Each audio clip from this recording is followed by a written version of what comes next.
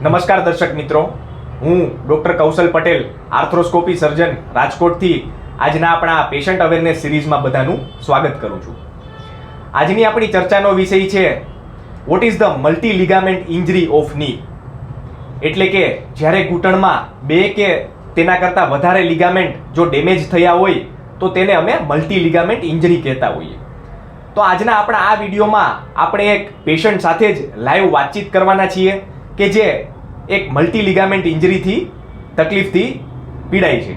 તો આપણી સાથે છે અરવિંદભાઈ, કે અરવિંદભાઈને આજથી 10 દિવસ પહેલા વાહન અકસ્માત દરમિયાન ઘૂંટણમાં મલ્ટી લિગામેન્ટ ઇન્જરી એટલે કે ઘૂંટણમાં જે 4 લિગામેન્ટ ACL, PCL, MCL અને LCL આ ચારેય લિગામેન્ટ અને ઘૂંટણની બંને ગાદીની ઈજા થયેલી છે, જે આ ઇન્જરી એક ખૂબ જ રેર ઇન્જરી કહી શકાય.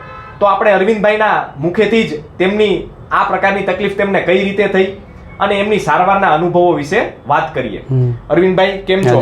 બસ મજા. તો સૌપ્રથમ તો અમને એ જણાવો કે આ પ્રકારની તકલીફ તમને કઈ રીતે થઈ? મારું એક્સિડન્ટ થયેલું. હું ઘરે આવતો હતો તો રસ્તામાં એક હોન્ડા અથડાઈ ગયો.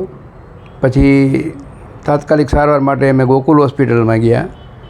પછી ત્યાં બતાવીને ફોટોને એવું પડાવ્યું તો કશું જ એમાં આવતું નહોતું. પછી સાહેબે કીધું કે ભાઈ આમાં તમારે MRI કરવો પડશે, એટલે એ 4-5 દિવસ પછી થશે. એ કે અત્યારે સોજાને હિસાબે નહીં કંઈ આવે. એટલે 5 દિવસ પછી MRI કર્યું તો એમાં પણ કાંઈ ન આવ્યું, એકદમ માઇનોર હતી તકલીફ. એટલે પછી CT સ્કેન કરાવ્યું તો એની અંદર બધું આવ્યું અને 4 લેગામેન્ટ તૂટી ગયેલા છે અને ગાદીમાં પણ ઈજા થઈ ગયેલી છે. તો પછી અમે એ વિચાર્યું કે હવે આના માટે અમારા બાબાના મિત્ર છે રજનીશ સાહેબ ઝાલાવાડિયા, તો એમને બતાવ્યું કે ભાઈ આ મારો પ્રોબ્લેમ નથી, આમાં મારાથી નહીં થઈ શકે, તમે કૌશલ પટેલ પાસે વયા જાઓ. તો સાહેબ પાસે અમે એ સર્જરી કરાવી અને એકદમ આજે ઓકે થઈ ગયું છે. ગઈકાલે સર્જરી કરાવી 24 કે 26 કલાક થઈ.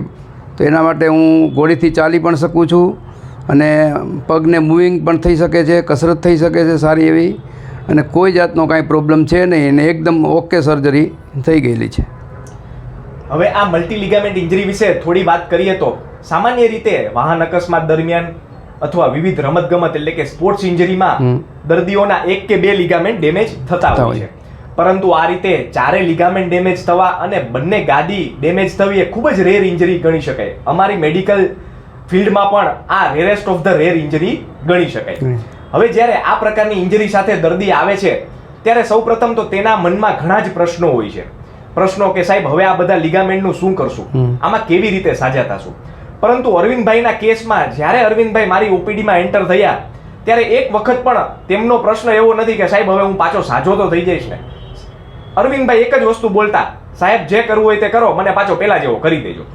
તો જ્યારે આ પ્રકારનો પેશન્ટનો અપ્રોચ હોય છે ત્યારે આ પ્રકારની ઇન્જરી ટેકલ કરવામાં અમને ઘણી સરળતા રહે છે. કારણ કે જ્યારે મલ્ટી લિગામેન્ટ ઇન્જરી હોય ત્યારે મોટા ભાગે અમે એક સાથે બધા લિગામેન્ટનું ઓપરેશન કરતા હોતા નથી અને તે શક્ય પણ નથી હોતું. કારણ કે જો બધા લિગામેન્ટનું સાથે ઓપરેશન કરીએ તો ઘણી વખત ઓપરેશન પછી ઘણા કોમ્પ્લિકેશન વધતા હોય છે. એટલે આ પ્રકારની ઈજામાં મલ્ટી લિગામેન્ટ ઇન્જરીમાં અમારો સ્ટેજ ઓપરેશનનો અપ્રોચ રહેતો હોય છે. એટલે કે શરૂઆતના સમયમાં એટલે કે પ્રથમ ઓપરેશનમાં દર્દીને જે પ્રકારના લિગામેન્ટનું ખૂબ જ જરૂરી હોય તેનું ઓપરેશન કરીએ છીએ અને ત્યારબાદ ભવિષ્યમાં જો બીજા લિગામેન્ટની જરૂર હોય તો તેનું અનુક્રમે ઓપરેશન કરવામાં આવે છે. એટલે અરવિંદભાઈના કેસમાં સૌપ્રથમ શરૂઆતના સ્ટેજમાં અમે 2 લિગામેન્ટ અને 2 ગાદીનું ઓપરેશન કરેલું છે. આ પ્રકારના ઓપરેશન પછી 100માંથી 90 થી 95% દર્દીઓ પોતાની રૂટીન લાઈફ ચાલુ કરી શકતા હોય છે અને 5 કે 10% કેસમાં જ તેમને બાકીના જે બંને લિગામેન્ટનું ઓપરેશન કરવું પડતું હોય છે. પરંતુ આ પ્રકારના ઓપરેશનમાં જેટલો જ ડોક્ટર અને હોસ્પિટલનો સાથ સહકાર જરૂરી છે તેનાથી પણ વધારે સાથ સહકાર દર્દીનો જરૂરી હોય છે. તેના કારણે જ અરવિંદભાઈ આજે ઓપરેશનના 24 કલાક પણ હજુ માંડ થયા છે અને વોકરથી ચાલતા ફરતા થઈ ગયા છે.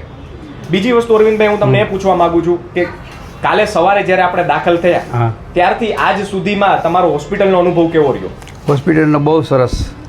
બધા સ્ટાફના માણસોથી માંડીને બધાની ખૂબ જ સારી સર્વિસ છે. કોઈ જાતની તકલીફ અમને કંઈ થઈ નથી અને ટાઈમ ટુ ટાઈમ અમારે કયા પહેલાં એ લોકો સારવાર માટે આવી જતા. રાત્રે પણ 2-3 વખત સર્વિસ આપવા આવ્યા હતા.